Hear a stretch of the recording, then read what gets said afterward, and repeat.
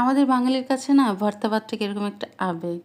আপনি মাছ মাংস যতই খান না কেন, কিন্তু ভর্তা ভাত দেখলে বাঙালির মুখে পানি আসবে না, এটা তো অস্বাভাবিক।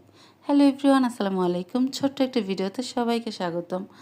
আজকে আমি রান্না করছিলাম খুদের ভাত, তারপর ৩ রকমের ভর্তা।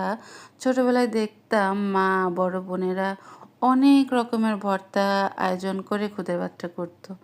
আসলে যেহেতু আমি একাই থাকি, ছোট সংসার, তো অনেক বেশি আইটেমের ভর্তা করলে আসলে খাওয়ার কেউই নেই। আমার ঘরে একমাত্র আমিই ভর্তা খাই, আর আমার ছোট বোন আমার পাশে থাকে, সে খায়। তাছাড়া আমার ঘরে ভর্তা খাওয়ার মতো আসলে তেমন মানুষ নেই।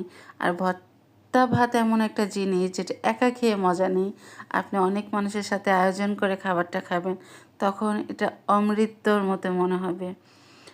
তো প্রথমে খুদে ভাতটা বসিয়ে তারপর আমি এক এক করে সবগুলো ভর্তা করে নিয়েছিলাম। প্রথমে কালিজিরা ভর্তাটা করে নিচ্ছিলাম।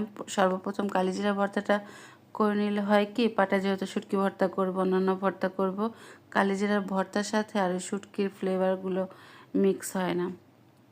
আর আজকের কালোজিরা ভর্তাটা এত বেশি মজার ছিল, আলহামদুলিল্লাহ। আমার না বরাবরই সেই ছোটোবেলা থেকে কালোজিরা ভর্তাটা ভীষণ পছন্দ। ডাল ভাতের সাথে কালোজিরা ভর্তাটা খেতে আমি অনেক বেশি পছন্দ করি। আর আজকে প্রথমবারের মতো না আমি এই বড় আলুটা, খুবই আলসেমি লাগছিল হাতে ভর্তাটা করতে। তার জন্য ভাবলাম কি, পাটায় যেহেতু ভর্তা করছি, দেখি তো আজকে একটু পাটায় ভর্তা করে আলু ভর্তাটা কীরকম লাগে। তো সর্বপ্রথম এখানে আমার ছোট বাবা একটা আছে, ওর জন্য অল্প একটু ঝাল ছাড়া ভর্তা উঠিয়ে রাখলাম। তারপরে তো সমস্ত ভর্তাগুলো মিক্স করে নিয়েছি, আর ভর্তাটা খেতে এত বেশি মজা ছিল, বিশ্বাসই